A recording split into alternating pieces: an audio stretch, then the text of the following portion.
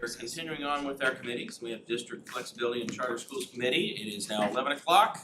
And I believe this is Mr. Sweeney's committee, but he has asked Mr.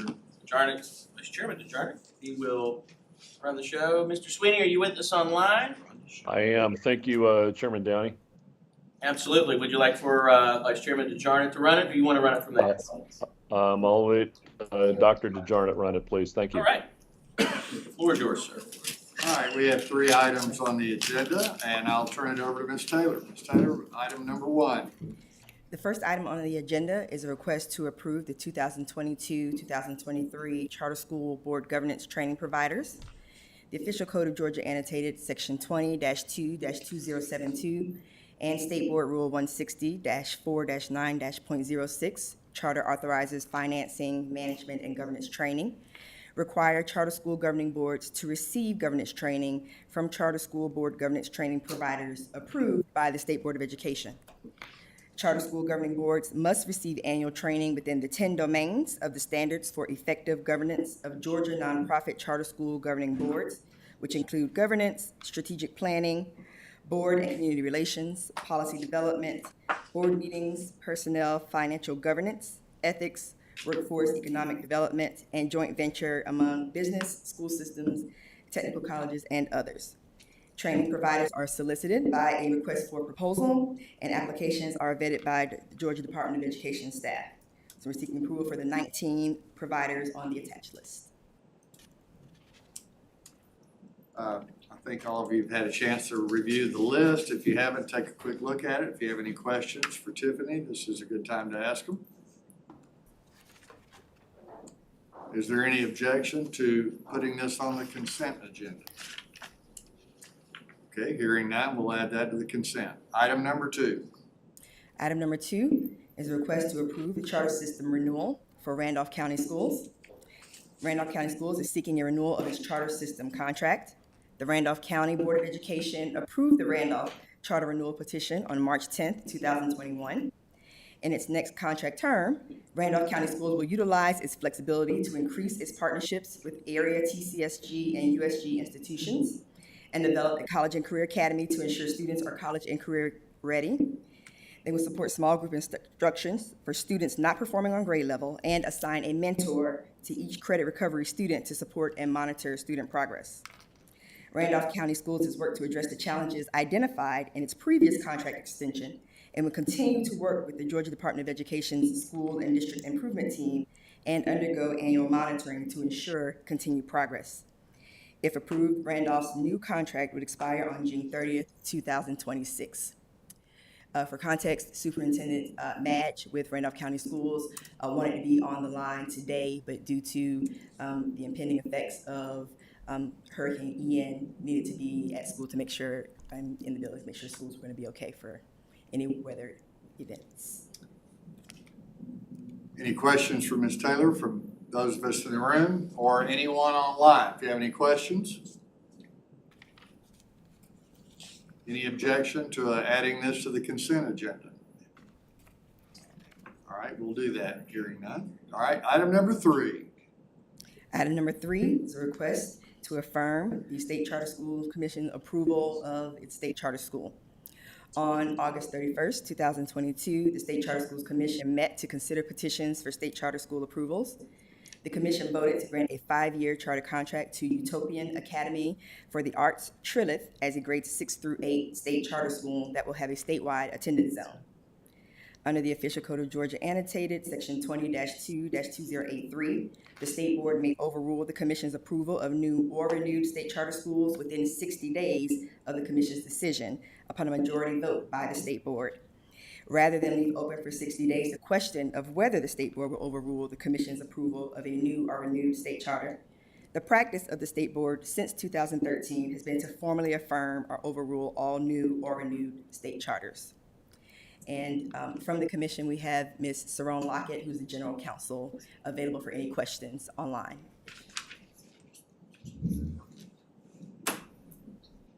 Anybody have any questions for the representative from Utopian Academy for the Arts? Ms. Lockett's from the State Charter Schools Commission. Oh, from the car, I'm sorry. Any questions for the rep from the State Charter Schools Commission? Hearing none, any objection to adding this to the consent agenda? Then it will be done, and that concludes the business, the items on the list for the District Flexibility and Charter Schools Committee. Thank you, Dr. DeJarnett. Thank you, Scott. I did want to ask something, and it's not on our agenda, but with regard to the agreements that we have with local systems, and we are seeing now some systems that as the school year goes on, they are reportedly failing to follow the new law that was set in place to develop a board policy, a local board policy related to divisive concepts and Parents' Bill of Rights and all things attached to the new laws that were signed by our governor that went into effect on July 1st. And I know of one particular system that, I won't name names, but they finally passed their board policy.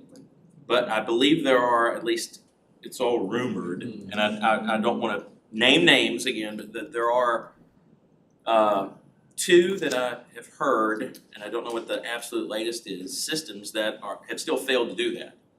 And I want to make sure that, because I think that falls under the auspices of this committee, because it would be in violation of whatever agreement they have with the state. And wanted to know what we're doing to double check on that. I mean, I get that it's a new concept, it's a new idea. Maybe they're trying to make sure and check with their attorneys and that it follows the law, but it's September. And I gotta tell you that if it's November and they still don't have a policy in place, that we need to do something. And I didn't know if that's sort of on our radar and kind of how we need to proceed with that. The last thing I would want is to call some people up and have them show up in November and tell us why. But I didn't know what our thoughts on that as a board were, and I don't want to pick fights, but sometimes you have to. Just want to know if I'm the only one that feels that way, or I guess, Chairman Downey, I guess the question would be, first of all, starting with a list of those that do and do not have. Do we have a list to that effect? We do not collect the list of who has and has not set that policy. well, I mean, and it would be very difficult because you've got 180 plus systems that you've got to check and make sure that they. Yeah, good point. It's a yes or no question. Yeah, do you have it? Yes or no? Yeah, they don't have to go to finance and run a report. It's a yes or no question. Yeah. So.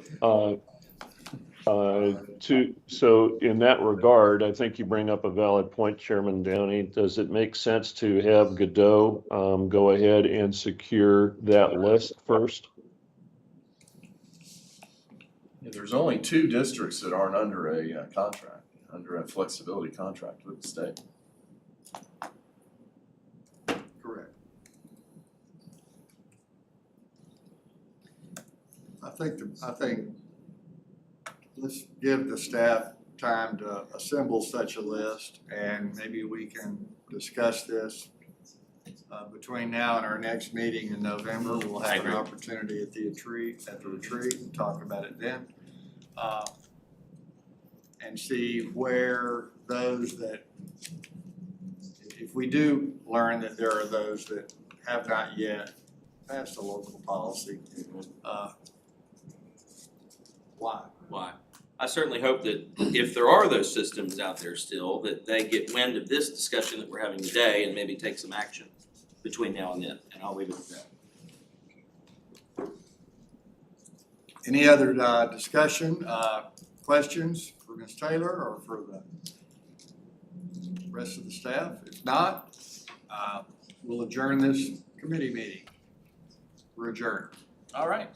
Thank you, sir. All right, it is 11:10. The agenda says executive session at 11:30, so we can go ahead and recess for lunch. And I will do this. I will entertain a motion for us to begin executive session at 11:30 for all purposes under the law, which would include personnel, legal matters, and anything else So related. moved.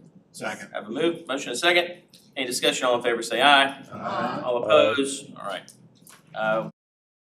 For lunch, we will begin executive session at 11:30. We will be back out at 12:45 for budget.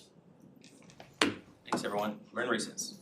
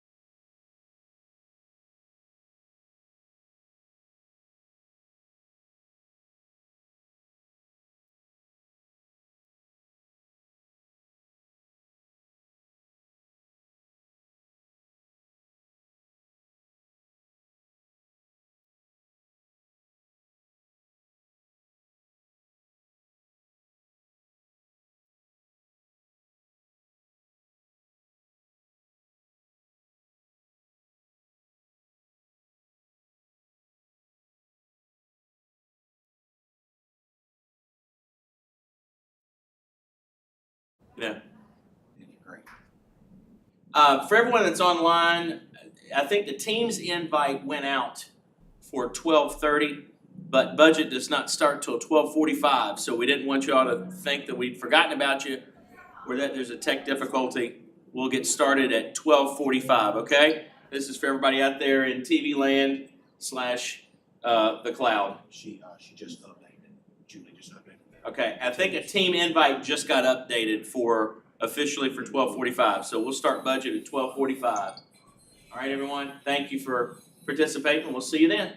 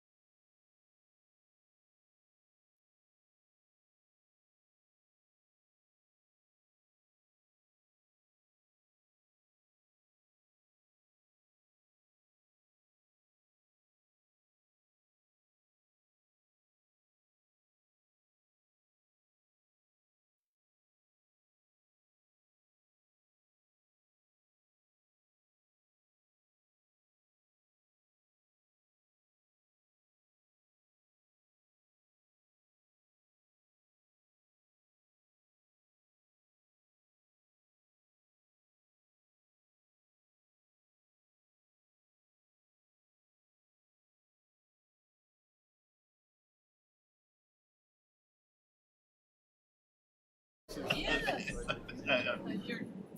right, this time I'll entertain a motion to come out of executive session.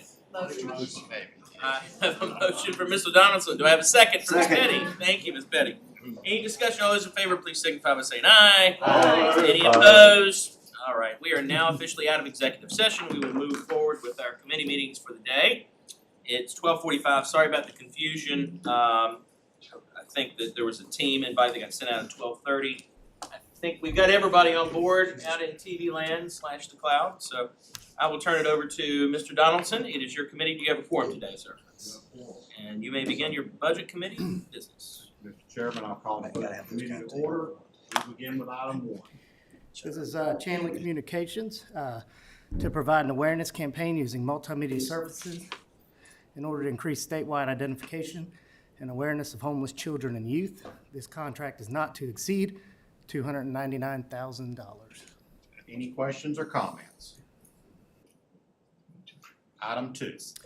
This is our JetDoc contract which provides on-demand mental health coaching services for children and youth experiencing homelessness. This contract is not to exceed $504,000. Thank you. Any questions or comments? Item 3. This is a contract amendment to Pingora Consulting. This amendment is to provide assistance with monitoring, investigation, and remediation of local education agency federal program complaints. The amendment amount is $300,000.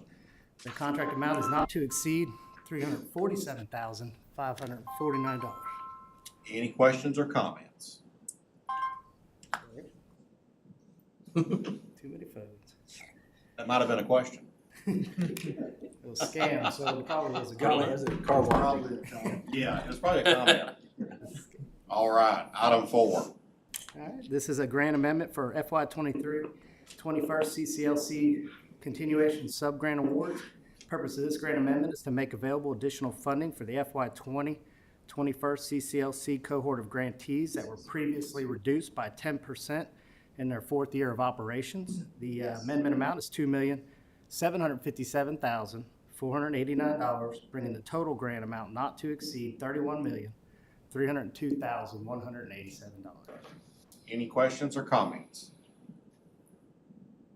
Item 5. All right, this is our Charter Schools State Facilities Grant, which this grant provides funding for local charter schools, state chartered special schools, and state charter schools for the purpose of providing facilities funding more comparable to traditional public schools. In FY23, the General Assembly increased this grant by $3,003,465. This total grant now is not to exceed $7,399,465. Thank you. Any questions or comments? Item 6. Yeah, this is a federal funds charter school facilities grant. The Georgia Department of Education is using ESSER COVID relief funding to provide supplemental financial support to state and local charter schools to help them address their facility needs. This grant is not to exceed $5 million. Any questions or comments? Item 7. Yeah, this is our SAMHSA, Substance Abuse Mental Health Services Administration and Project Aware. This grant is to increase awareness of youth with significant mental health issues and to establish a process to bring mental health services to students identified through 3 local education agencies, Bibb County, Hall County, and Houston County. The total grant amount is not to exceed $1,243,191. Any questions or comments? Mr. Roy? Hey, Russ, I want to just follow up on some of the, what I was asking about. I know this is the second year of this, but part of last year's this is just a little bit picky in the wording. And performance and criteria and result, it says the grant's goal is to increase the number of students needing mental health support.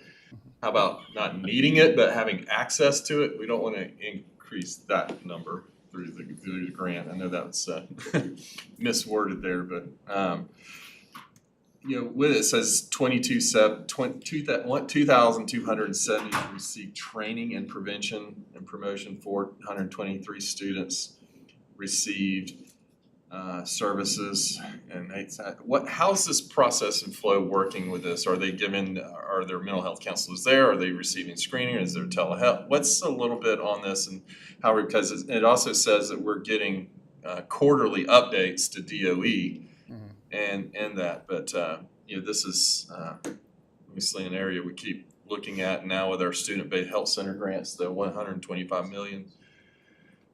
Is there anything we can learn from this to help make that better, or what have we learned in a year?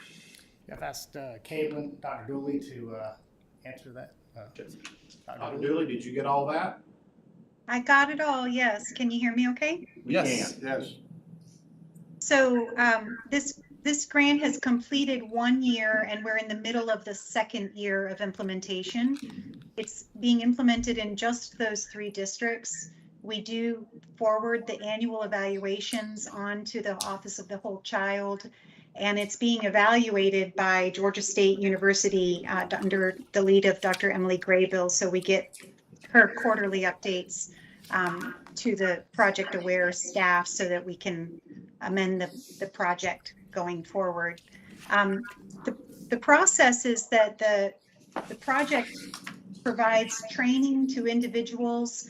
Some of these are educators. Many of them are also support staff and others who learn everything from suicide prevention to the purpose of screening and identification of mental health issues.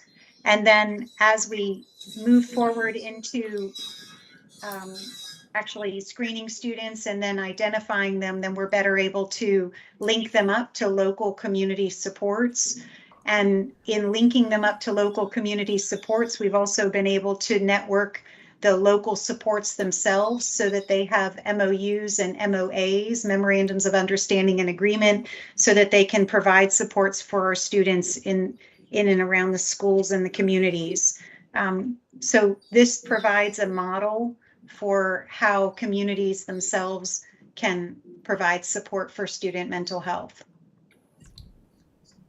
There's probably a lot of in the details. I appreciate that, because I'm even just trying to get even a little bit granular more in there, and maybe the best thing to do is if I can even maybe see some of those reports and see what they look like. I mean, this is great. I want to continue it and move it forward, but I'm just really trying to really see what are we doing well, what's working with this, because this is a great opportunity, and like I say, we're on the cusp of doing a lot more for kids and mental health in the state of Georgia with the speaker's bill that passed and was signed and is effective in the law as of July, and other things. So we're just not operating in silos or towers, and what can we learn from that and what they've done, and just really look and see, so that shine some light on the good that's coming out of this. So I don't need that today. I'm not trying to hold this up, but just wanted to highlight again that we're using it, bring it to the teams.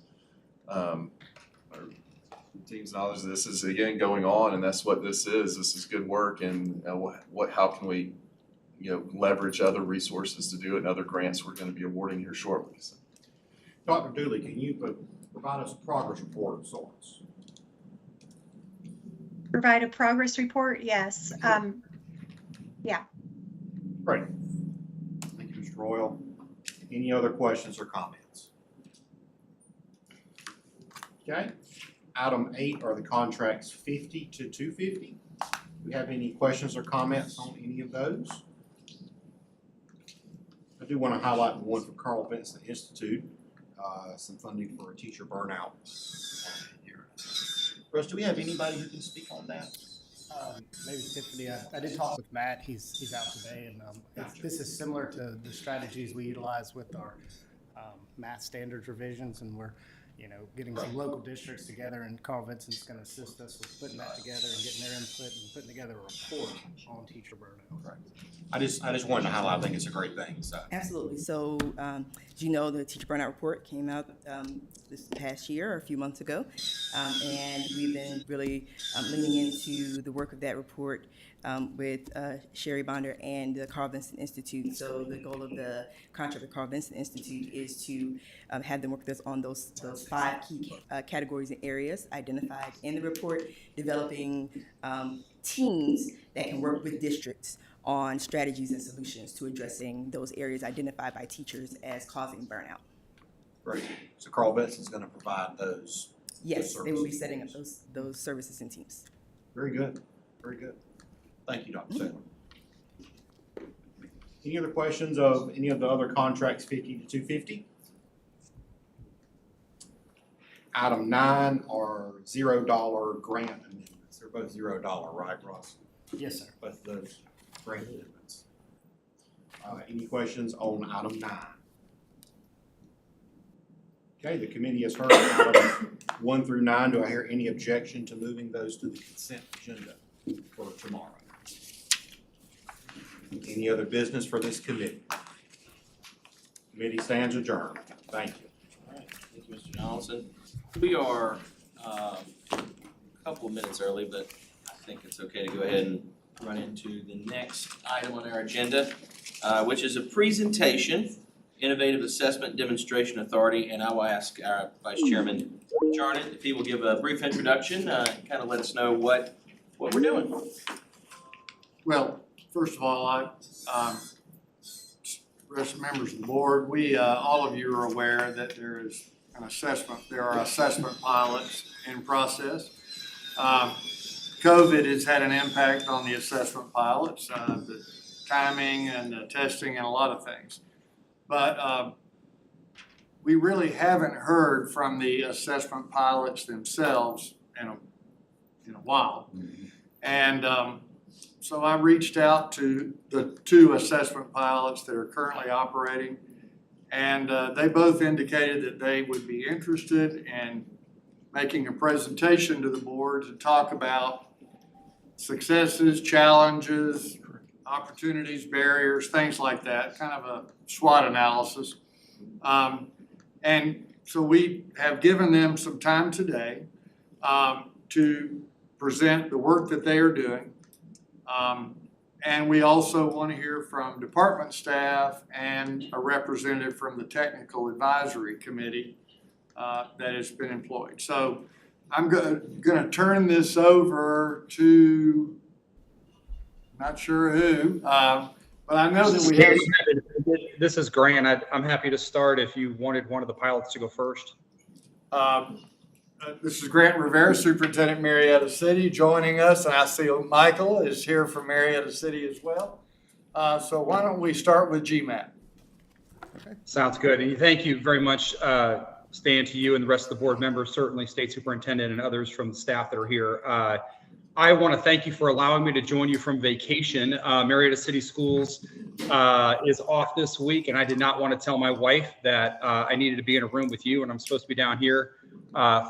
Michael had to relocate due to the hurricane, but I was able to make it. So thanks for giving me the grace to be with you virtually. I do know there are some others that are on this call as well. Jason may be joining us. He's the president of State Solutions with NWEA. I also know that Dirk, the executive VP, is here, or maybe joining us as well as Fred. And I see Fred here as well, representing NWA. And obviously, Michael is in the room. So my thoughts, if I could, with the group is just to share some things at kind of a high level and quite candidly talk to you about principle, not about technicalities, talk to you about values, not about the minutia of testing, and then was going to defer the rest of our time to Michael. What I wanted you to see as an overview first are the number of partner school districts with whom we are working with. So as you can see, they run across the entire state. They also include, as you see on the bottom right there, approximately 65,000 students, grades 3 through 8. So that's GMAP. And Michael, if you want to go to the next slide, I'm going to just park here for a minute. This is a timeline. And I think this is where I wanted to offer my thoughts, again, not about the technicalities of GMAP, but quite candidly about the principles and the values behind this pilot, and I think some decisions that people in this room need to make. and people on this call need to make. And here's really what I'll say to each of you. And you can see in front of us the timeline going back to 2018. And since 2018, there have been a growing number of school districts who put their whole heart, their whole time into this pilot. Quite candidly, the state put in front of us an opportunity, and we as Marietta with our partner school districts chose to seize the opportunity because we believed in the vision that you and Senator Tippins and others had years ago, that perhaps we could build something that was better for the children and better for the educators and ultimately better for the families in Georgia. And as I join you today, my concern and quite candidly my frustration is that we as a pilot, and I certainly don't intend to speak for Eric and Navi, I'll let him find his own voice, but I'll say for our partnership and certainly from my experience in Marietta, we've done everything you've asked us to do. And we have jumped through every hoop. We have submitted every report. You've asked us to follow all these requirements. Quite candidly, the last report we submitted for this year was 1,200 pages long. The report before that was 400 pages long last year. We've done everything. And quite candidly, one of my greatest concerns right now is that this pilot is not a priority for either the state, perhaps for department officials, perhaps for the state board, I don't know. But what I'll tell you is that we are at a place where we need some guidance. And quite candidly, we need some direction. And I would even say we need a commitment. Because to date, we've done everything you've asked us to do. And up to this point, quite candidly, up till last spring, I was fine. I worried that we were kind of a political pawn. I was worried that there were decisions that were already being made that no one had the heart or the courage or the respect to tell us. But that in some ways, this thing was dead. That nobody wanted to come out and say it was dead, but we were going to go ahead and have everybody jumping through hoops, which we were happy to do because we were only wasting the educators' time. But here's what concerned me from last year, and that is last spring, and my own child was a part of this. In Marietta, we had kids taking not only the milestones, but because we were following through and honoring what we said we were going to do, we had kids taking the first round of GMAP. And we had kids sitting through multiple exams because we were honoring what we said we would do. And my concern last spring is my own third grader came home to me and said, Daddy, like, why am I taking all these exams? And what I wanted to explain to her was that, hey, baby, we're building a better system here in Georgia. The reality is, I think the honest answer might have been, I'm making you sit through exams. I'm not really sure what the future of this is. And I think the very simple point on that is this. If there is a hope and a future to the pilot, while NWA has chosen to put a pause because of a lack of funding to this point, if we are to re-engage and have a commitment from the state, then we can move forward. But if we're not, can someone just give us the respect and tell us? And I think I'll close before I throw it to Michael on this one very simple thought.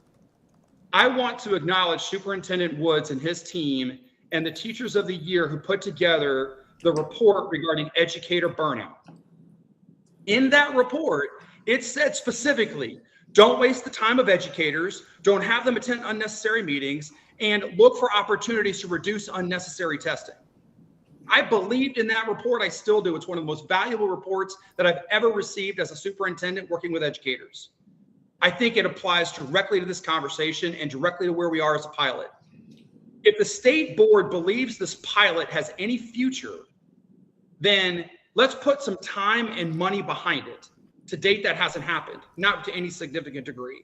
However, if you don't, and no one's had the courage or the heart to tell us this thing's dead, then can we stop doing exactly what your own report told us not to do, which is I don't want to waste the time of our educators across the state, including the guy standing in front of you today who came early from home from his vacation to be with you. And also, can we stop wasting the time of children? Because there were 130-some thousand tests given to kids that if this thing is dead and no one had the courage to tell us, we don't have to waste their time. And that's really where I am. I realize, and Michael and team are available to talk about the technicalities, and I'll turn it over to him now. My point is not about the technicalities. My point is about respect and value, and someone in this room making a decision soon about, do we want to go forward with this, Or is this thing really dead and no one has the heart to tell us? And that's really where I'll leave it. So thank you for allowing to share again. For me, what was more about a value and a principle than it was about technicality. But I think that is a critical point.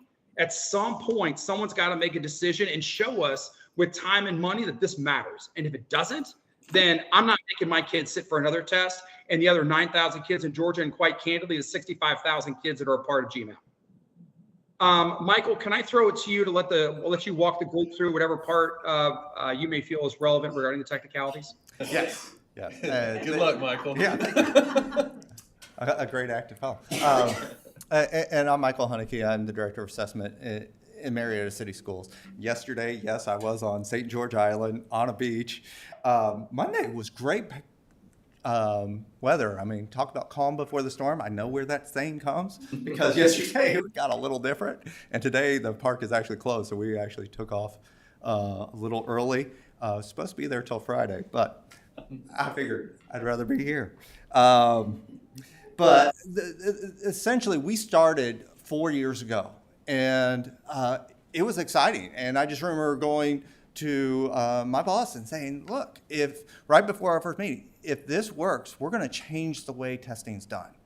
And I fully believe that what we're doing is work that is really something. And you can see on our timeline, 4 years ago we started, and we've gone ever since. We turned, like Dr. Rivera mentioned, last year we turned in our annual report. We're still awaiting feedback from that. We haven't received our feedback from that, what we did for that year, from 21. So, and we just turned in the 22 report. We had over 65,000 students participate last spring. As we move on, why are we doing this? And that was the key. 8 districts came together 4 years ago and put together a proposal and said, hey, can we do something different? And that is to create cohesion from beginning of the year to the end of the year, because the reality is the Georgia Milestones, it's a nice test and it does what it's supposed to, but the reality is by the time we get the information back, it's too late. We can't do anything with it. We need something better, something that goes around. And it's really something because I kind of helped design that one when I worked here at the Georgia DOE several years ago. Helped retire the old writing assessments and the whole bit, and then moved on. So then when I was working at Marietta, and I got there and I started working with MAP, and I said, look, we're over testing. We need to get rid of MAP, but I don't have enough time for this year. That'll be my year 2 thing. Well, when I started working on it, I was like, oh my gosh, this is a great assessment. We're just utilizing it wrong. And so we started digging into it and started to do it. And then this opportunity came about, and when we met with NWA, it was April of 2018, we sat down and said, is this possible? And the first thing I did was look at the CCRPI and go, if we did this and this and this, I think it'll work.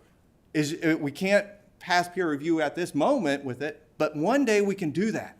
And so the work began, and the whole opportunity started to take place. So what is it that we're trying to do? Or how are we doing it? Well, we're doing it because we have, it's called a RIT score. We're kind of used to a scale score, but the RIT score is very similar, except for it's on a scale kind of like your child on when you take them to a pediatrician, and you see how they grow. They're 3'6" here, 4 foot here, and it's a graduated scale. That is basically what a RIT scale is, and it is norm reference. Hence, then therefore, because it's norm reference, we can also hit 2 birds with 1 stone. One will meet state law because state law still says we have to have norm reference. The other is we can start utilizing it for gifted testing. Eliminate another test. The other thing is grade level performance. We're going to be able to tell fall, winter, spring. And then the thing of it is, it goes on and off grade level. I just finished working with a bunch of teachers in one of our schools. And the key is I was working with them and I said, okay, you got this 3rd grader, but guess what? This 3rd grader has 1st grade standards that they still don't know. Guess what? You're no longer a 3rd grade teacher. You're a 1st grade teacher right now until this child gets over it. Because the reality is, if you don't plug the hole, it's never going to happen. The reality is, I would never know that if I hadn't used the test to figure it out.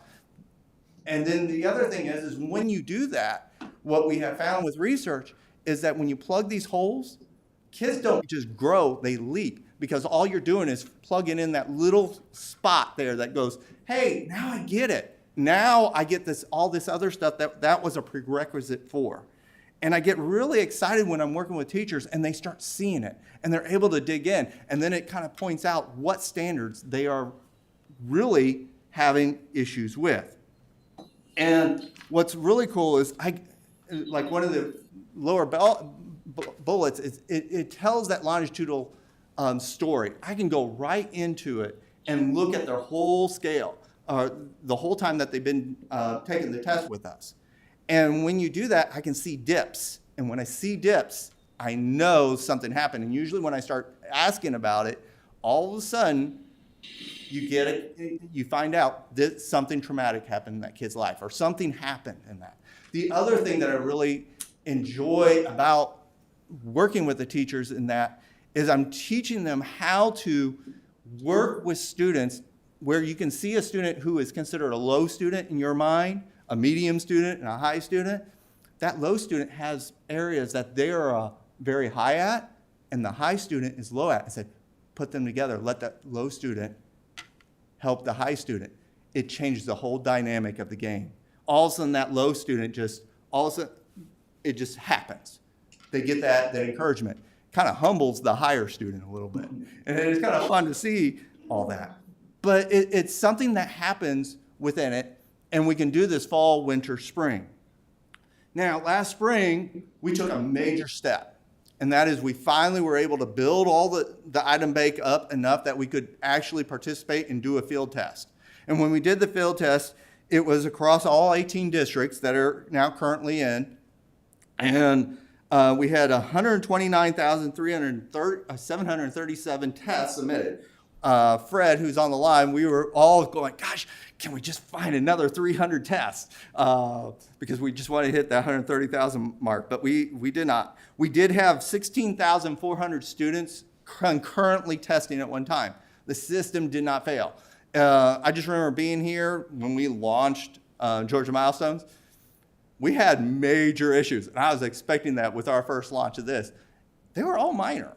I mean, not to say that we're not going to always, you're going to have issues and stuff.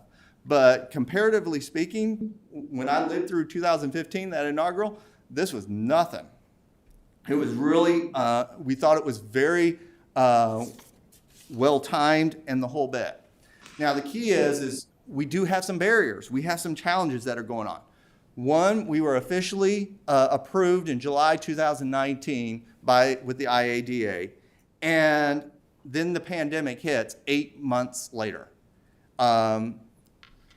We had to quickly decide, okay, are we going to field test in 21?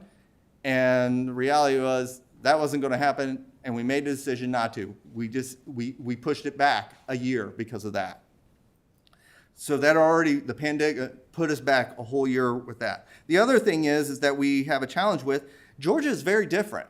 There are 5 states that I know of today that are currently approved by the IADA, which is that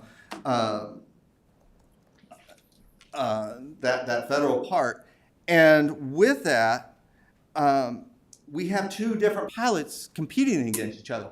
All the other 4 states, and there are other states doing other things, it's the State Department leading it. It's very difficult from a district point of view to be leading something that really needs to be made at state decisions, but we're doing it. And I think both pilots are doing a very good job of that, and we're really pushing through. The reality is funding is an issue. Not this past legislative session, but this one before. Thankfully, the legislature did give us each pilot $250,000. It was great, but the reality is we have a $11 million budget just to make this happen. And then, what was it, a little over a year ago, we finally got what are the parameters to meet what that we have to do to jump through these hoops. And all the studies that have to happen, those run into the millions because you have to get a third party to do it and all that. So money is kind of tight there. And then our biggest question that really comes down to is demonstration. And what does that mean? Because IADA, the D is demonstration. Does demonstration mean that we have to replicate Georgia milestones? Or does demonstration mean that we just have to show that our solution works? So for instance, we have ELA math, third through eighth. We did take a pause this year because of funding issues and that. But can we get back on our feet? Yes, we could be back on our feet next year, have it go full boat, the fall, winter, spring, turn in all our paperwork, fall of '24, and probably be late fall. You could have everything in front of you to say, yes, the ELA math works, make a decision, let's go forward, or no, it's not working. And that's really what it comes down to.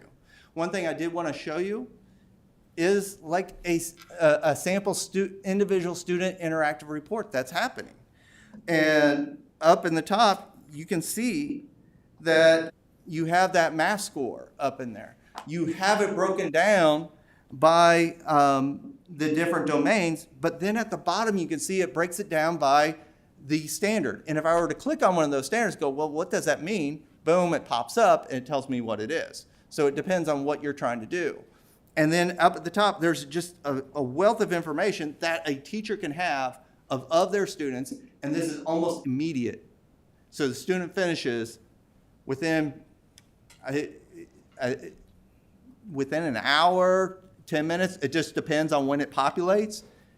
It's there, and they can immediately get started. So the next day they can start on their lessons and start incorporating what they have in there. So we can build towards actually doing something for the students. I see that Dirk and Fred are also online, and I don't know if they wanted to say anything, if I missed anything, that. Michael, Dirk Mattson, an Executive Vice President for NWA. Certainly, you and Dr. Rivera have identified where we are. You've also outlined, NWA is eager to return, and as you outlined, with appropriate scope, we think we can certainly move to the checkered flag on this. So, yeah, we stand ready to continue our support with that.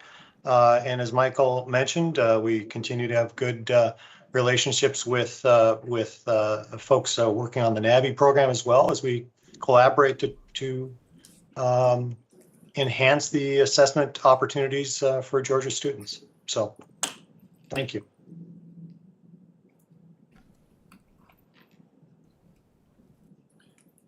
Anybody have any questions that you'd like to ask Michael or Grant or anyone else with GMAT?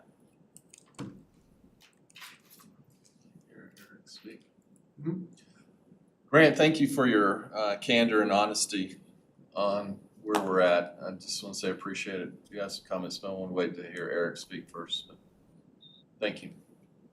Thank you. And if, Michael, if you could stay with us, and maybe after Eric finishes with their presentation, we may have some questions for both pilots. Okay, I'll just be right here. I think many of you know Dr. Eric Arena. He's the superintendent in Putnam County and a neighbor of mine. I do need to do one thing. If you ever don't want to return to your alma mater, you absolutely always have a job in Putnam. Coaching. We call it on-site headhunting. Yeah. That was. You've never heard this gentleman speak. He's I got the opportunity to hear him last week. He's pretty special. It gets old. We've been around him for a while. I understand. Thank you for being with us, Eric. Well, thank you. I'm Eric Arena, Superintendent of Putnam County. If you don't know where that is, we often say it's God's country. Lake Oconee, the Rock Eagle 4-H Center, that's sort of where we are, sort of a triangle between Macon, Atlanta, and Augusta. is sort of our geographical area. But I do want to thank you, Chairman, for having us here, for board for being here. As I was reviewing notes for this meeting, it became pretty evident that the last time I stood at this podium in this room was 1,498 days ago. Wow. That was when we were the first application that got approved for the innovative pilot. It's actually, if you remember, it was Senate Bill 362, which was actually dropped in January 30th of 2018 following Governor Deal's letter to Superintendent Woods as we were working through ESSA for the state of Georgia. And then May 8th of 2018, Governor Deal signed Act 484 into effect. And if you haven't reviewed that Senate Bill 362 in a while, it's a pretty interesting read. I'd encourage you to go back and read it to sort of see what was passed unanimously from both houses, no dissenting vote from any party in either of those houses. So let me just start with that. So we've been working on this long before we got approval 1,498 days ago. Dr. Bradshaw was a professor at the University of Georgia, and I want to start with my why. But before I do that, let me just tell you this, is that this board challenged the consortiums to work together. I don't know if you remember that. That was one of the charges that this board wanted and demanded as we move forward. And I can honestly tell you that we have had tremendous conversations with GMAP and their team, Dr. Rivera. We just got off a meeting a couple days ago in preparation for this. We didn't want to duplicate or waste your time. So I want to echo everything that Dr. Rivera said. But I don't necessarily want to talk about the challenges because he's already mentioned them to you. But I want to move forward just to give you a little bit for us where we are, because as I look around the room, not everybody was here 1,498 days ago.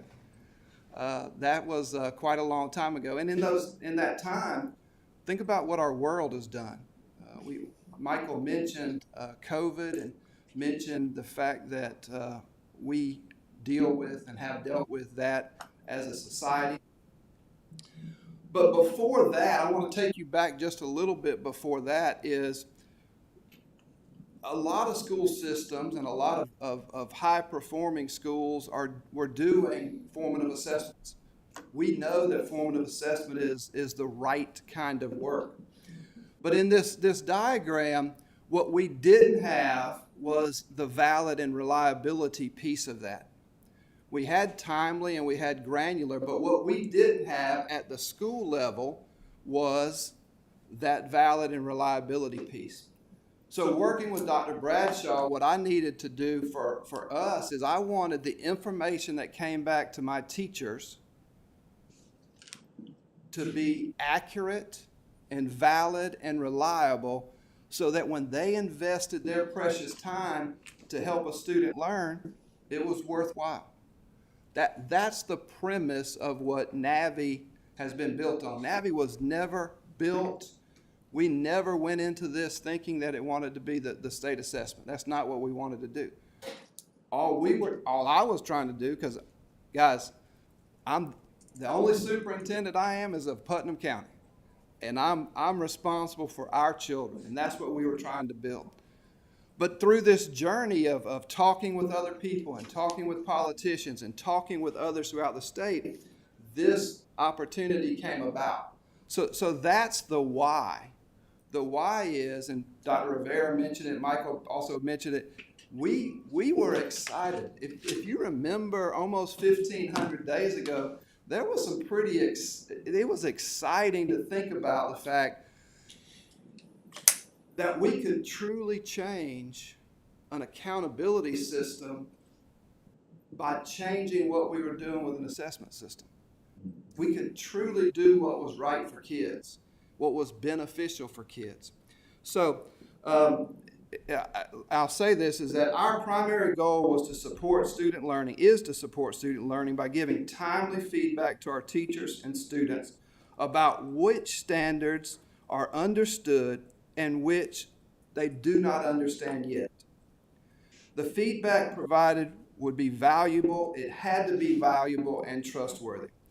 And it was imperative to shift the emphasis of assessment. Now think about this. Currently, we have an assessment system who rank orders kids about who knows more than who. We want to turn that upside down, and what we want to do is to be able to identify through our assessment, what do our kids know? Because as Michael indicated, we have students at high achievement levels, medium achievement levels, and low achievement levels. That doesn't necessarily mean that the folks that are at high achievement don't have anything to learn. They just have different things that they need to learn. And providing timely, accurate information in order for our professional educators to have the time in the classroom to teach is what we're trying to accomplish. Let's go to the next. So NAVI is an on-demand assessment system through many assessments that test at the standard level. So that as you go through, a teacher goes through, all of you are going to have a different learning plan because each of you are different. And it's not just a one-time or one chance.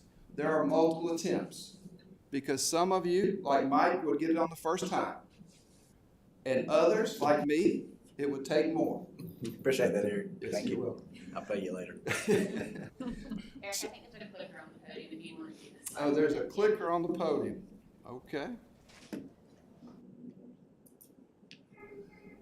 So I'll give you an opportunity to read through that. I think I've taken care of the why we need an innovative assessment system and what NAVI does. Timely, on-demand information comes back in real time, and it allows our teachers and students to know that immediately. So as teachers or as students, this is encouraging you to own your learning. As you earn badges, as you earn your awards, you can actually see your journey through this. So it's not, we're going to teach for 180 days, you're going to take a test, and then at the end, we're going to give you a score. This is your opportunity to own your learning throughout your journey with multiple attempts. Because if you don't get it the first time, that doesn't mean that you can't get it. It just means maybe not right this second. Because all kids can learn, and all kids need that opportunity to learn.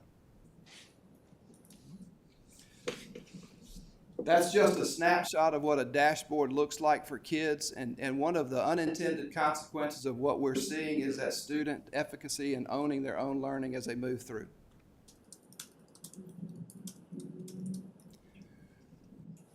Is it working?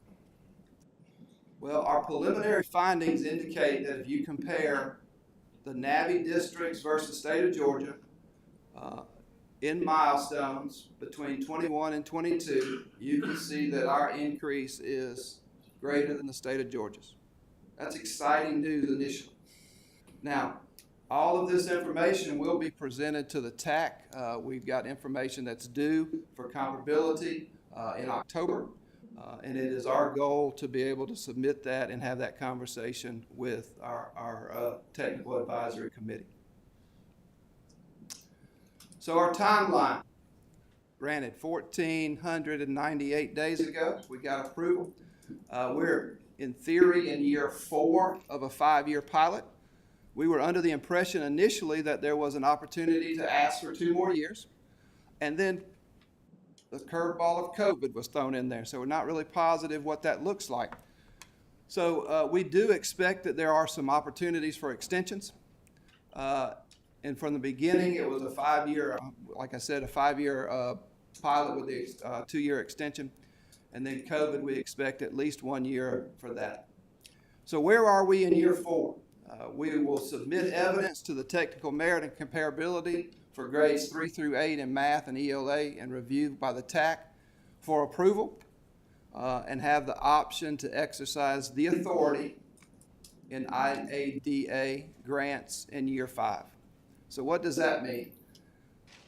I've learned more about federal requirements and federal testing and state testing than a practitioner ought to ever have to learn. But in essence, what this does is this demonstration authority gives the state of Georgia an opportunity, if it's granted, to give us a different test besides milestones. And that's all what we're asking to do, is we just need the time to be able to do that in lieu of double testing. So that's where we are in year 4. In year 5, we're going to be collecting more data, we're collecting more data now in math, ELA for EOCs, and then in year 5, we'll be adding science, social studies, and assessments.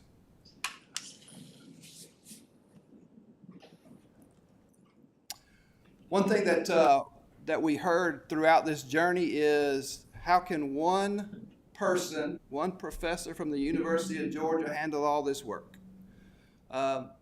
Earlier this year, Pearson acquired Navi.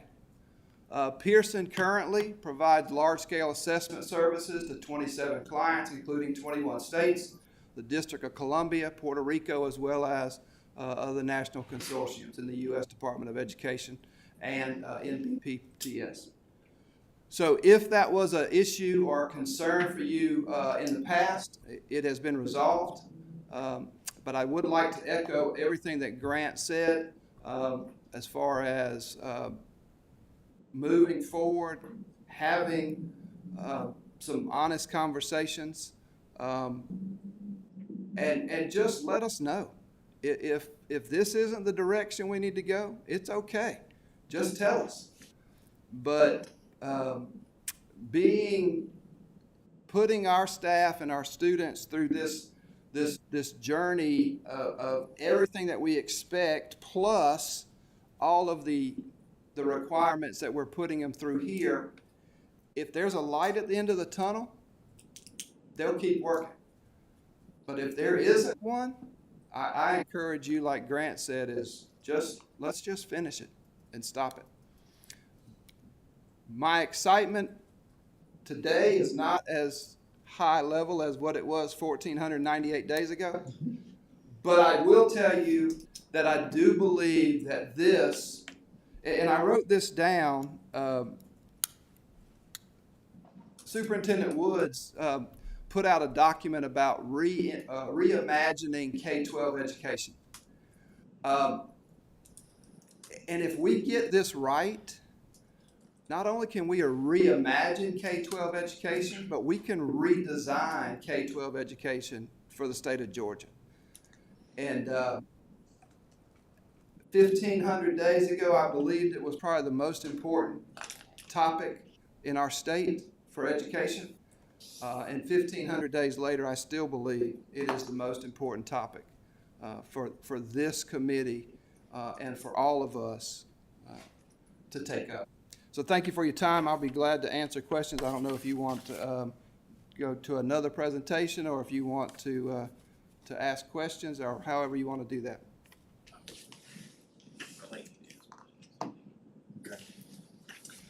I'm going to open it up to Chairman Downey's delegated me a little bit of oversight here. I'm going to open it up to questions from other members of the board. We are going to hear, I believe, from staff or a member of the Technical Advisory Committee. Allison, is there someone here to speak on behalf? Thank you. Yes, sir, Dr. Perry. Okay. All right, we'll get to y'all in just a minute. But if you have any questions for either one of the consortia or comments, this is a good time to ask those questions right now. I have a couple, but I'm going to save mine. Y'all go ahead. I just have a technical question before we get into the end. I feel like there's probably gonna be some comments and thoughts, but regarding to SB 362 and the reporting and the actual letter of the law in your reporting requirements, we heard from Marietta about the reports, the 1,400-page reports, the 400-page reports. You didn't get any feedback from your report 2 years ago, and you've already done it. Did Navi, I'm assuming you filed the reports in time. Have you gotten any feedback or anything? From year two, no, that would come together. Yeah, the same requirements would be the same. and Yeah, but I'm just, I guess, have you heard from anybody here on those reports? Have you gotten any feedback or anything on this? I do not believe we've gotten an official report feedback. For context, that report is for USN. I understand I've got the context. I was here 5 years ago. I've got the context. Just want to clarify for those who weren't here. Yeah, it is. I was gonna ask you next, like, US Department of Education. We may wanna go ahead and let the department. Yeah. Let their, Sure. make Sure, their yeah. presentation, then we can have. I think general that's an Because excellent we've got a hard idea. stop at 2:15, and what I don't want is for, you know, Somebody not to get a somebody not chance to get, to so tell let's their go ahead and let side them of the story. make the presentation. Start after 2:15.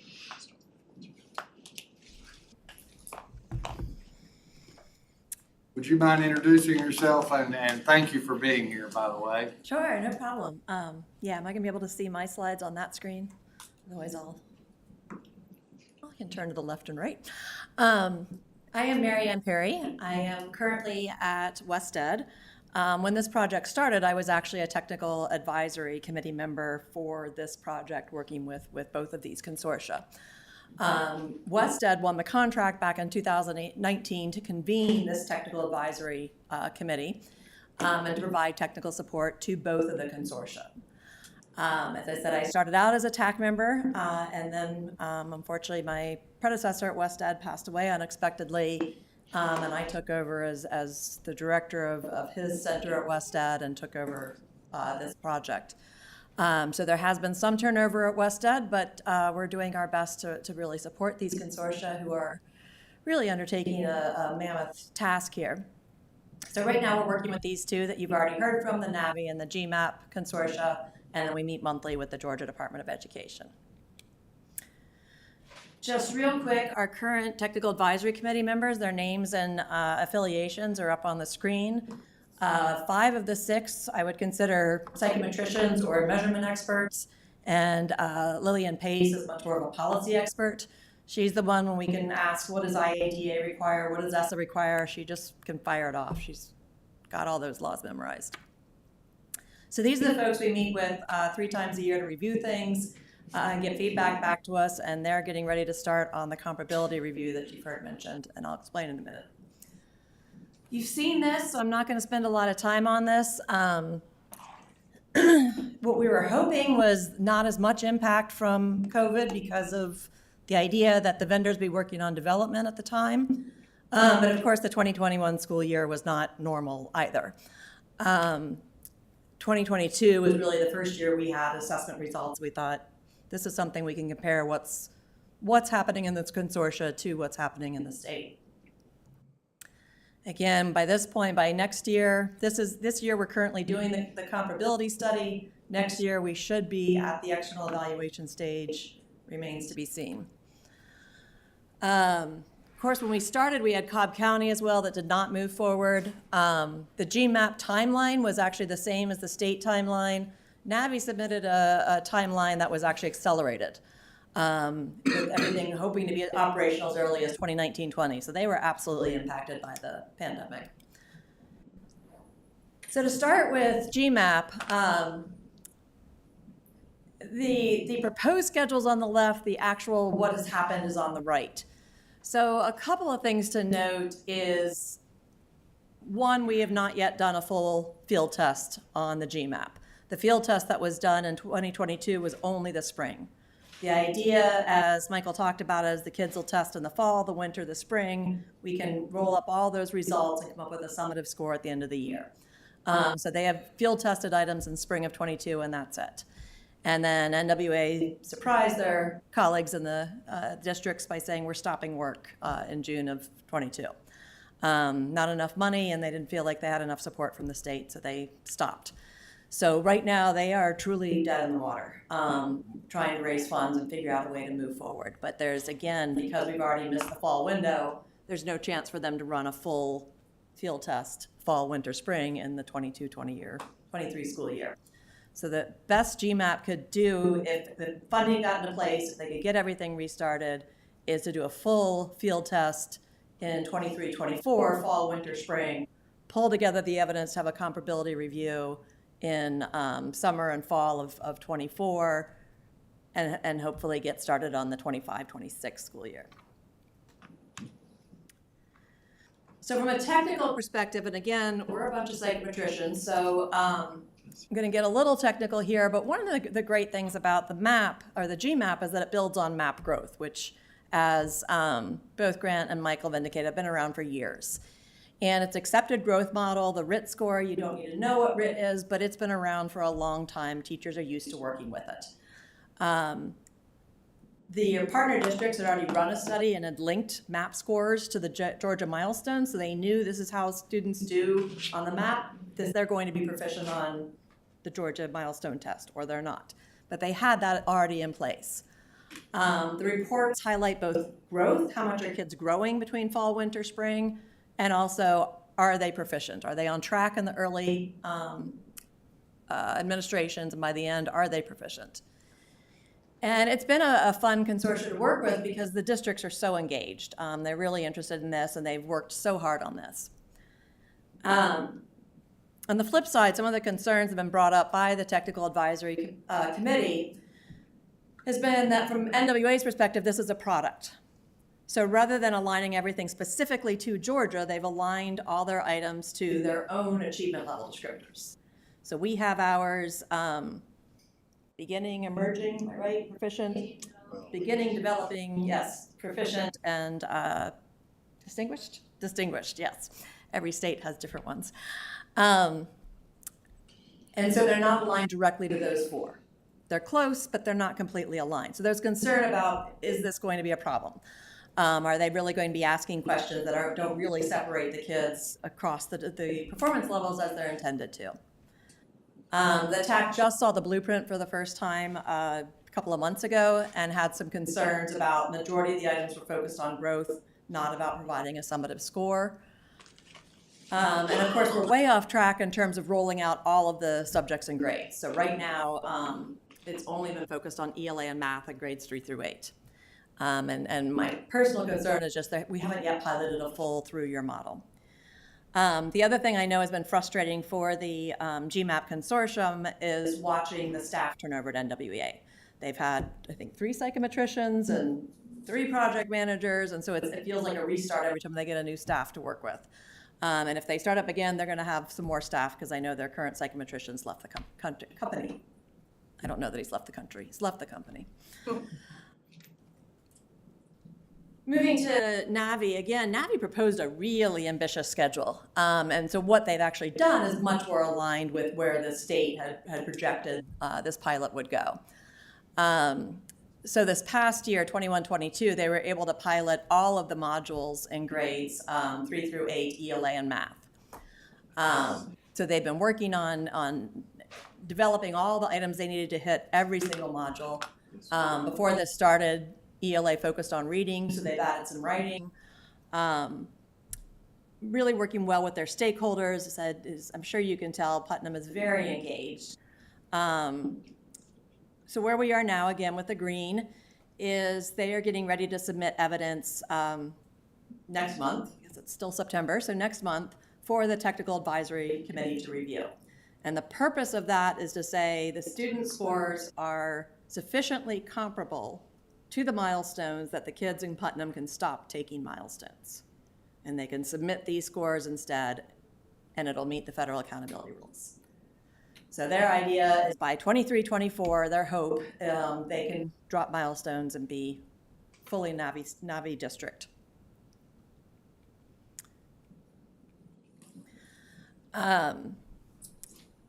So NAVI is the one I would say that the TAC is most excited about the innovation and the thoughtfulness. Everything you heard Eric talk about, the teachers are engaged in this. This is really about student learning, getting good feedback to teachers, getting it back quickly, making it actionable. Everything is standard by standard by standard, so they know what to do next.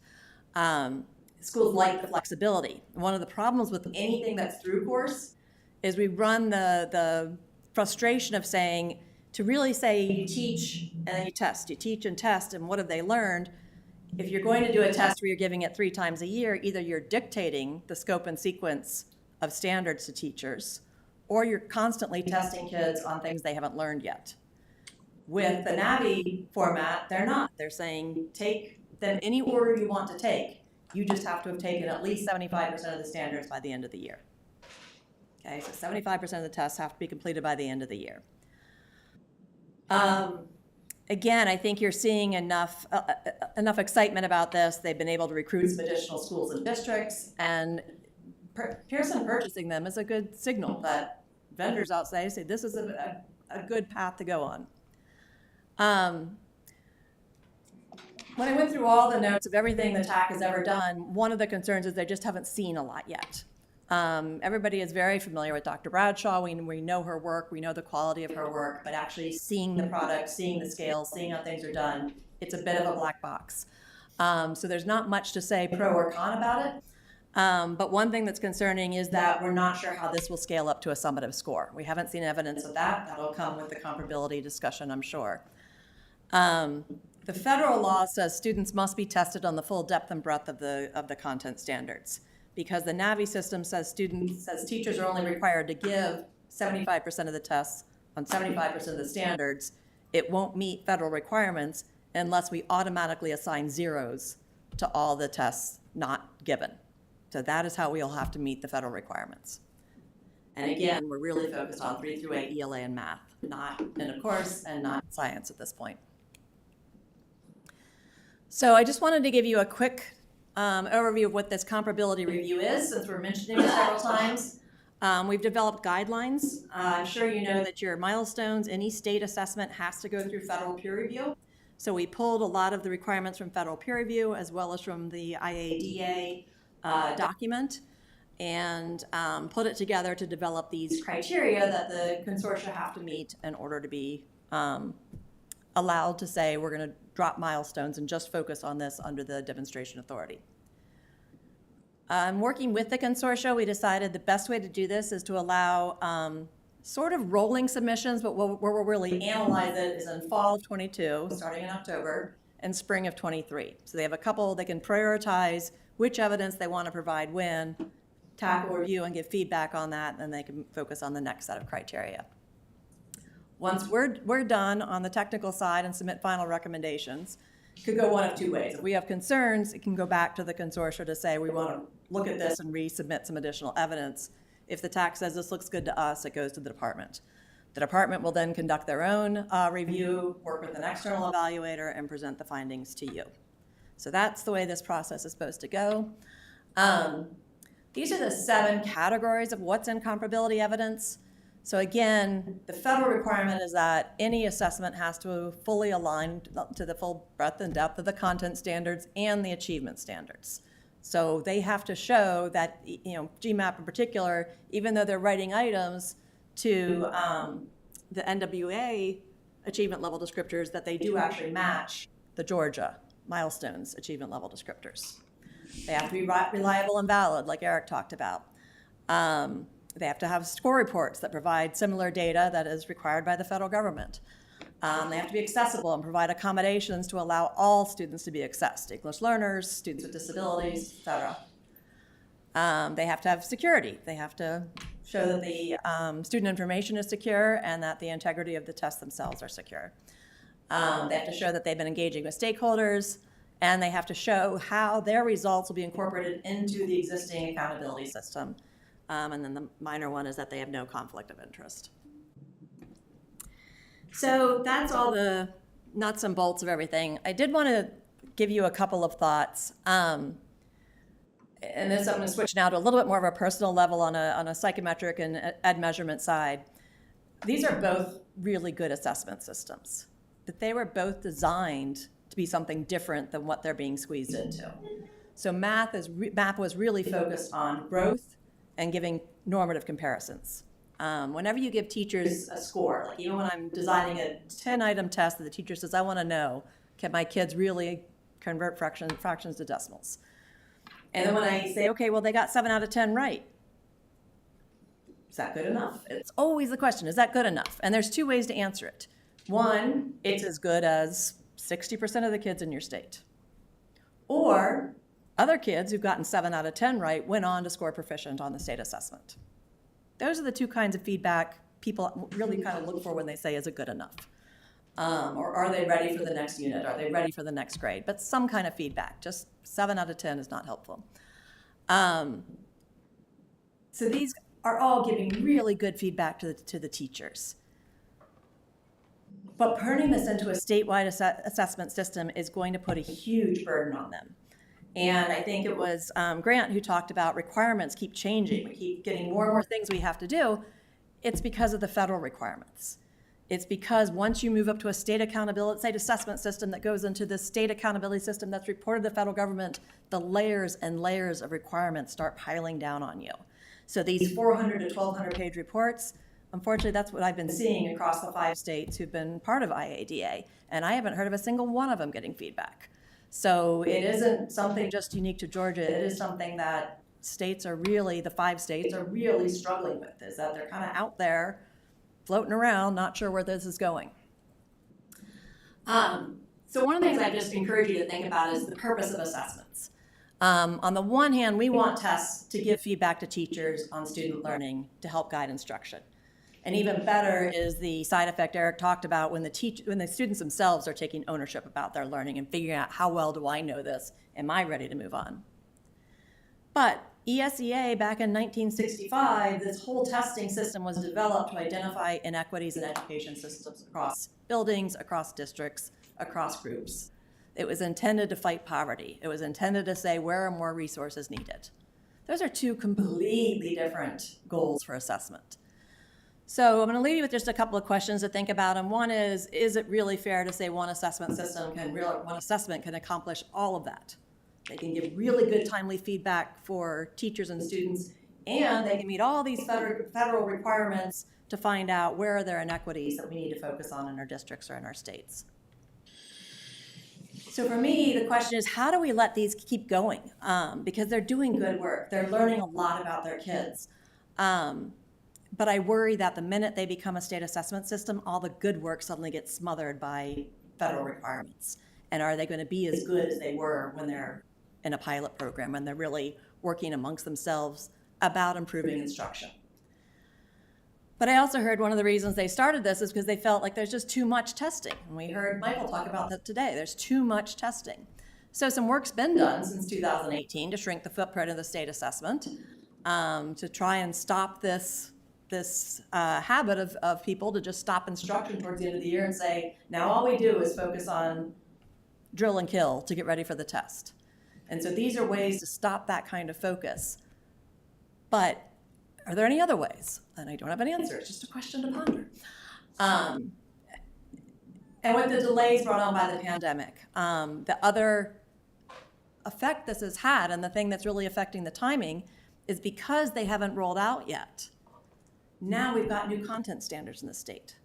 So everything they've been developing towards the original content standards, now they have to change to align with the new standards. So it does feel like they're continuing to work with a moving target. So I think it was Grant who said, are we dead yet? I don't think so. I mean, these are good tests. The question is, how do they fit into the Georgia assessment system as a whole? How do we take the lessons learned from GMAP and from NAVI and let other districts benefit from them? In my world, I'd like to let other states benefit from them. I'm worried that it is not feasible for much longer to keep asking kids to double test. I mean, Michael illustrated that well. And yet we've got to keep going to double testing because we haven't yet met the federal requirements to allow them to stop milestones. Somebody, I think it was you, Eric, said, can you change accountability through assessment? And I had to write that down because that made me pause. And I thought, this idea about reimagining K-12 education is so powerful and so important, but all the systems have to work together.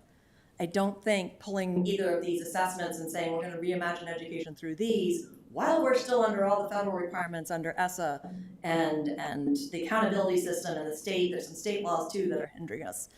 I don't see how we can get all of this done and reimagine without all of the systems working together to help us reimagine education. They've taken some really good first steps. I think they're stuck right now as the bureaucracy starts to weigh them down. Thank you. Thank you very much. I have a couple of questions for the pilots. One is regarding the funding.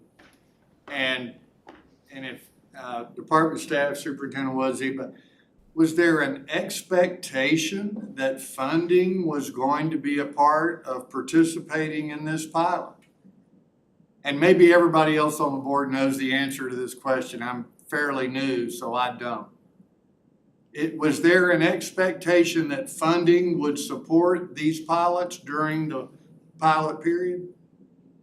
I'll speak to my opinion. Was there anything written down or said explicitly? I don't think that was the case. But you had politicians and you had Superintendent Wood's office. You had the state board, sort of all embracing this concept of trying to do something different. I never would have imagined that it would have taken 9, 10, 11, 12, 13 million dollars to push this rock up the hill. I'll be perfectly honest, if I had known it was going to be $13 million 1,498 days ago, I don't know that we would have done that. So was there anything explicitly said about we will do this? I don't think so. But there was this sense that there would be a collaborative attempt because Senator Tippins was involved. They asked it originally, and we got $500,000, $250 for each. We actually submitted a budget for this last legislative session, and all of a sudden I thought that there was some traction, that there was going to be a healthy amount of money that was going to be poured into this this pilot, and then radio silence. I don't know. I mean, there was collaboration. They asked us to try to come together. There was a justification. We created this document. Both consortiums put it out there. It went somewhere, and then Dr. John, and then I'm not positive where else it went. Michael? Yeah, just to echo on that, I mean, at the beginning, there was no real expectation that there would be necessarily major funds or anything. But in the regional application to the feds, it did outline, hey, there will be staff members hired, and 5 staff members. And that has yet to happen. That would help us through the whole process. The other thing is we did work very hard on collaborating and coming up with this proposal to give to the state legislature this past January. I think we officially turned it in about February-ish.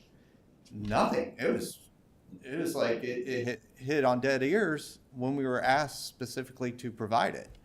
And coming out of the previous year of each receiving $250,000, we felt pretty good and thinking, okay, finally something's going to happen. And then when nothing happened, I think it was more disappointing than anything. And that's kind of one of the reasons why we're having problems with NWA. It's like if the state's not behind it, where's the light at the end of the tunnel? Where are we going with this?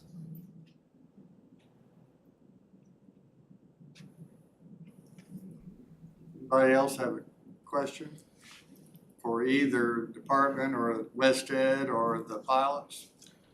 How many days of testing go on in your different programs?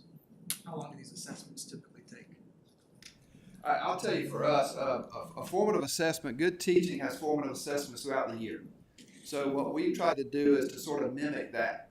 So we're talking about less than 10 questions to be able to glean whether a student is competent in a standard or not competent in a standard. Sometimes in English we have to bundle a couple standards together to be able to get the passages so that we don't over test. But, so formative assessments for NAVI is just what's done throughout the 180 days of school.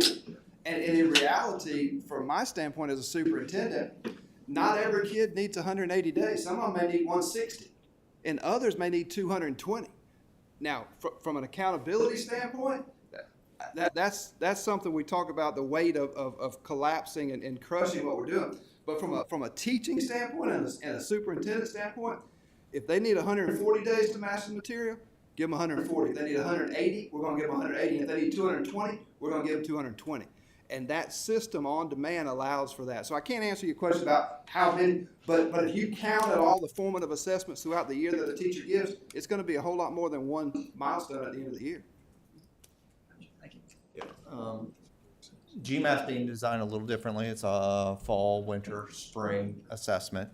And you would have ELA in math, and then for the certain grades would be science, and then of course you still have the social studies, and then the end of course for the high school. The way we've designed it is it would take normally about 60 to 90 minutes per session, and we're saying allow up to 2 sessions for each student. So for ELA, some students will finish the whole thing in 60 minutes.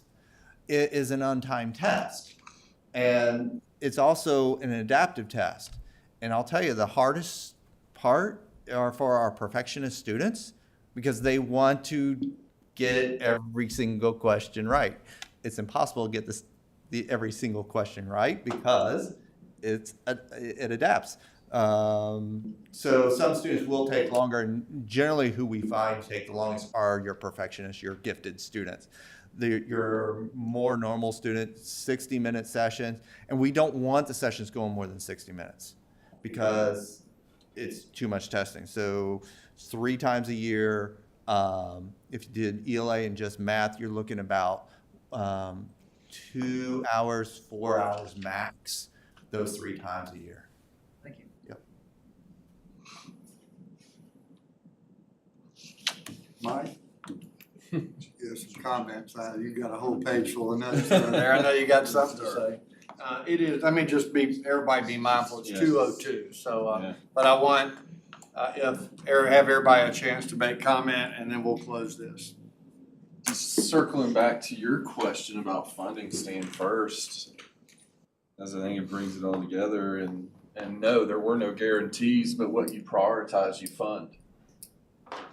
Look at your house, look at your family, look at your state. What you prioritize, you fund. You find a way to get it done. So Grant, I think that answers your question. Is this a priority? I don't think any reasonable adult could say that it is right now. But there's good news and bad news. I mean, that's the bad news. I mean, because to our fellow board members, I mean, Kenneth just went up because trusted his leadership. 1,498 days ago, I was here. And Eric, the person that was, and Grant, I think one of the people that was riding your rear the hardest in this room is me.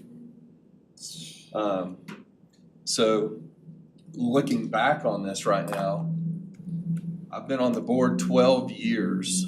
I don't know if I've got 2 weeks or 2 years left. But there's been a lot of successes in my notes and my thinking, what I've been going through right here. This not being a priority and me not making it a priority as a board member and a voice on this board is right now my biggest disappointment in me as a board member and my duties to the state on this. Because Eric, you're right. We sat here and we talked about and smiled and pat each other on the back and all agreed, and we sent this great freaking application to US Ed. We're disappointed that they wouldn't allow us to not take 2 tests. We tried like hell. The bill says we were supposed to ask and do. While we've been doing this, I've read the bill again. It's been a minute, but I read it again while we've been sitting here and talking. And we asked Superintendent Woods, and we asked for all the flexibility we can. And I heard a word today that I have not heard in a long time, because I heard it 5,000 times back then. If I heard it once, comparability. Comparability. I could almost wake up and hear it because that was the reason we came, because the tests have to be comparable. We have to show comparability in there, and that was the hope of this. And I'm sure COVID has really hurt the ability for us to show comparability and where we're at. I mean, we don't even have comparability in milestones, much less comparability to a test comparing the milestones. Can't even do that. And Tiffany, right quick, I barked at you a little while ago. I apologize. It was not at you, it was at me. Okay? I apologize. But it's not a priority. There has been zero leadership from this board or the state on this issue. It says, the law says we're supposed to give a report to the Speaker of the House and the governor and all these other people that did it every year. We haven't done it. I haven't read these reports and pages. Because I want to get back to because of what we talked about, what everybody was so excited about, is this transforming in our NWA partner talking about, can a test transform? And the answer is, I still believe it can. If we have formative assessments that drive teaching and learning in the classroom, the milestones autopsy, that's another word that was used 500 times. The milestones, because it's not designed to be a formative assessment. Milestones is not designed to be a formative assessment. It's doing what it's designed to do. But if we have formative assessments that drive teaching and learning and give feedback to teachers on how they can do their job and teach and get students caught up to the standards which they're going to be held accountable to at the end of the year, what a novel freaking concept. And we're not doing it. And we haven't prioritized it. And I'm going to say, pointing the finger here and there, we have not shown leadership on this. And I want to throw up right now. Because it can, and it should be a priority of this, in my opinion, to do that, because we still, I say good and bad, Grant. I can't answer your question right now. Should we pull the plug on this? I would hope not. But I'm one of many board members, and it will take a team. I mean, the superintendent's got to be on board, and we've got to have collaboration on this. I mean, Kenneth, you forgot more about this topic than I'll ever know, but you don't have to be a rocket scientist to know that this is the right thing to do for teachers and students. And doing that, I don't even want to go down this, we got time, but even spending a lot of time with my daughter, who now is a 2-year teacher, in the car this weekend, her in my ear about assessments and feedback and tools she wants and needs to help her students. And because she teaches SPED, they're all over the place, and that, and how frustrated she is, and this and that. I'm thinking, feedback. She wants that feedback so she can help those students, meet them where they're at, know where they're at, have an honest picture of where they're at, and help them gain progress while she's got it. And she gains progress. And she gains progress. Yeah, I know I wasn't here when this all began. I was listening to y'all. I was really excited. Like, as a teacher, this is exactly what I do to set my kids up for success. And a lot of the time we spend our time training kids instead of teaching kids because of the way that the system exists. So I know there sounds like there's some disappointment in the room. So, like, what's the solution? I'm done. Thank you, Mike and Michael and Kenneth. As we close, first of all, I want to thank Grant, Eric, Lang, Dr. Perry from West Ed, Michael, and all the other folks. But I don't want to miss an opportunity here. I don't want anybody in this room to leave this session thinking that the department and its staff are somehow being portrayed as the bad guys in this situation. Now, they're very proud of their assessment system. They have every right to be. Superintendent Woods has reduced the number of assessments that our students take since he's been in the office, and we're all beneficiaries of that. I think that where the department staff, and you can correct me if I'm wrong on this, is they're trying very, very hard not to take sides during the pilot period. And the voice that's not in this room today is the voice of the U.S. Department of Education, who is really driving the bus on this whole initiative. And I'm not gonna wear them out because they're not here to defend themselves. I'm really interested though in crafting a solution.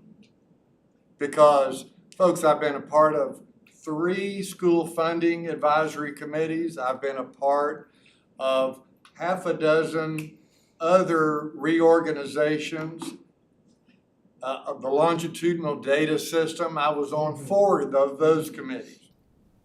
I've been a part of a lot of assessment committees. It would be a shame for us to waste the work that these 2 pilots have done and not somehow figure out a way that we can improve the way we assess students in this state and the information that we provide teachers that would lead to greater student success that could then be captured in an accountability format. That is not cold fusion. That is a solvable problem. But if we waste the work that these 2 pilots have done by not incorporating any of it, then I think we have failed. Mike, I would agree with you, because we've missed an opportunity. And the reason I was so interested in hearing, I know it's frustrating. I know you've learned a lot that you probably really didn't want to know since you started 1,498 days ago. But you've hung in there. And there's got to be a path through this where we can make use of the things that we all know about how teaching and learning work and how we can report it and use it to benefit students, and also come out with something that doesn't kick a whole pilot to the curb, nor does it kick all the great work that we have with our state assessment system right now. Because for what it's intended to do, it's a good one. And so we've got to quit talking at each other and let's talk with each other and see if we can figure this out. So I believe I've exhausted. I got 3 minutes left, and I'm going to yield the floor to the chair, and you can close. If Superintendent Woods, you have any comments you'd like to make? But I want to thank both pilots for being here today, and also thank you for making the trip in from West End.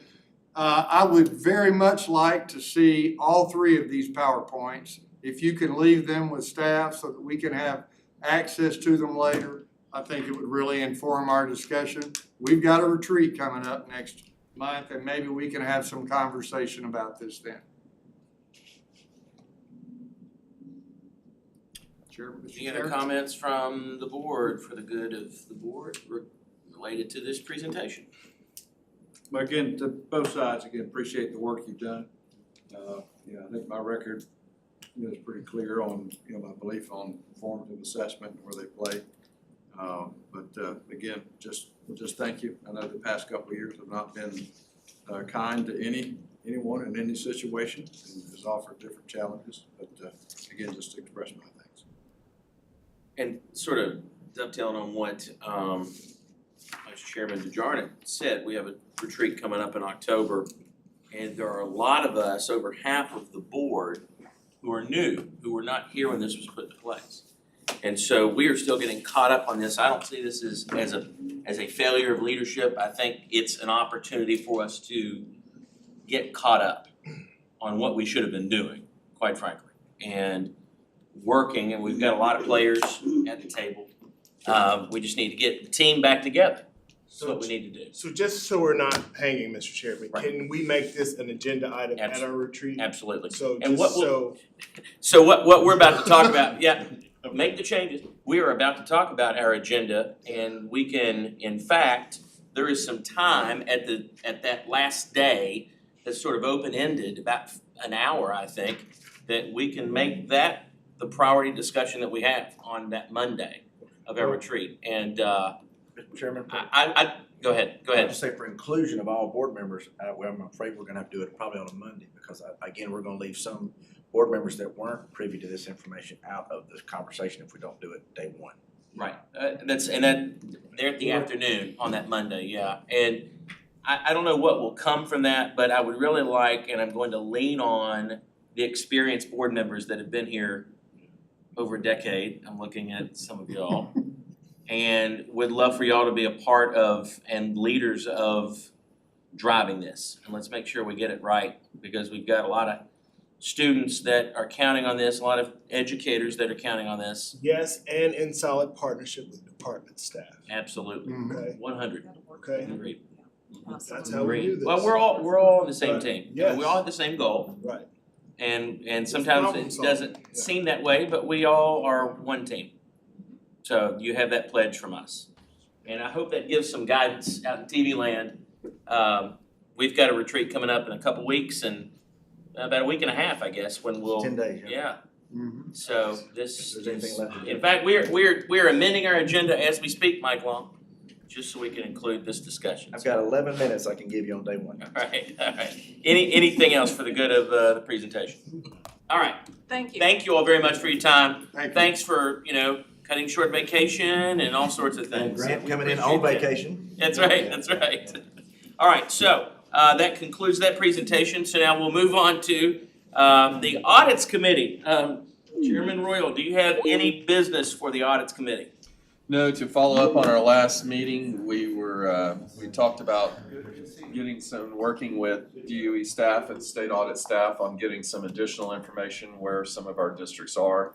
That information is continuing to come in. We're going to have a meeting in between now and our next meeting with state audit staff and them to have a better understanding of where some of our districts are. So that is a long no. We do not have any business for this one. Something you and I talked about, Mike, was when we first got the list, when the first list came out back in October of last year, there were, we were, oh my gosh, there are that many systems. Slowly but surely, word is getting out about the checks and balances that are put in place, the people that are on, the systems that are on the list are submitting their corrective action plans by and large. If they're not, they're getting phone calls wanting to know where they are, and they're submitting them. They're following through with them. We're starting to see systems come off the list, which is the intended effect. And particularly, I know we keep beating this dead horse, but with all the CARES Act and the ESSER funds and the grant monies that have come around related to the learning loss and the pandemic, we've seen this happen. And the board members that have been here for a while saw it happen with Katrina. And, spend it on what you need. And then we know what happened after that. So we don't want that to happen again. So thank you, Mr. Royal. And so that concludes the business of the Audits Committee. So now, very briefly, let's talk about the agenda. Where's Mike? Let me go find it. We're going to talk about the agenda for the retreat. We have got an exciting retreat coming up. Really excited about the hard work that Mike Long has put into organizing this. It's going to be at Jekyll Island, as you all know. So we're going to meet on Monday. Everyone will get down there Sunday the 9th. And we'll meet all day Monday the 10th, all day Tuesday the 11th, and then half a day on Wednesday. Everyone can get back to their families and that sort of thing. So Monday, the way it's set up, we're going to be at the Westin all day, and we will have speakers, including our current teacher of the year and our immediate past teacher of the year. Both of them are giving presentations. The theme of this year's retreat is going to be career pathways, and so Mike has worked with a number of people to get some really neat stuff happening on Tuesday and Wednesday. We will not be at the hotel at all. We will leave from the hotel and we will spend all day on Tuesday and half the day Wednesday doing stuff and not sitting around at a board table and just looking at each other and doing that. But I'll let Mike kind of get into what we've talked about doing, what the agenda looks like so that everyone can be prepared, because you don't need to be wearing your suits and ties. You don't need to be wearing your dresses. You need to pack. Wait just for a minute for everybody to get back in here, so got a couple more. And do we have any board members online? Scott Sweeney, I think Mr. Sweeney's on there. Who else? we have- Mr. Benton. So, Okay. And Ms. Zoller. Scott's here. Scott's there. Okay. Mr. Chairman, if we would, once we have this, we'll kind of wrap up. You and I can send a follow-up email with the agenda and the notes of dress code. Yep. So. Go ahead, Mr. Wong. Thank you. Again, you'll be getting an agenda shortly. We're gonna give you a printed version and an email version. We have a very full schedule the first day. However, we can work some things in. We have, do we go down the? Yeah, just real quick. So we're gonna have, of course, we're gonna be welcomed again by Jones Hooks. Give us an update on the island, Executive Director of Jekyll Island. Richard will give us an update, then we have Chancellor Sonny Perdue coming right after that. We're excited about that. I'm And very then, grateful.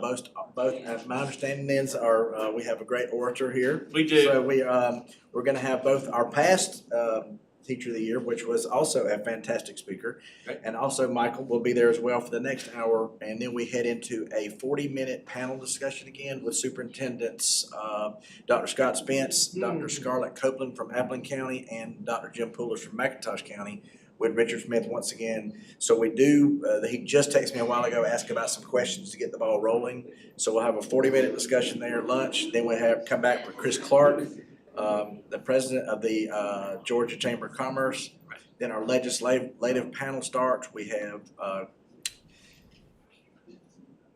Representative Wade. Something just got messed up. Wade. Yeah, I lost a word in there. Wade from District 9, Senator Chuck Payne from District 54, Representative James Beverly from District 143, and Representative Randy Nix from 69. And also, I don't know how this got omitted, but Senator Tippins will be there as well. Okay. So we'll make it, even though he is retiring, he will be. Senator Tippins. Yes, it'll be a lot of fun. There's some Senator Tippins stories. There you go. Lord, There you stock up on Crown Royal. We got it covered. So, microphone's on, Mike. Yeah. And then we go into, we'll take another break. Sherry Gibney Sherman, Superintendent of Foothills Education Charter High School, will make a presentation. And let me comment on that real quick. I know a lot of you have probably been getting emails from Foothills, and there are a lot of things that are happening right now, and legislatively that will happen next year. And she had asked if they could come and make a presentation. She's gonna be driving all the way down. I think, matter of fact, Stan's privy to some of that other stuff that's going on with some, I have a lot in my area as well. So Right. we really, I think attentively need to hear her out. And if we could possibly reach out to Rusty and Vidalia as well, I wouldn't mind kind of filling that slot with a lot of meat for these guys to understand what all's going on legislatively and whatnot. I think there's our opportunity, Dr. Jarnett, about pushing that in, because at 3:20 to 4 o'clock, we have GDOE reports, which is generic reports from the department. We could probably tweak that a And little I just bit spoke and with give us. Richard about that. That would be when we would have sort of the roundtable discussion about what we just talked about. Perfect timing for that. That way we will not back burner this topic we just discussed. Then we're going to take shuttles to Tortuga Jacks. We have a fantastic dinner set up there, the whole 9 yards.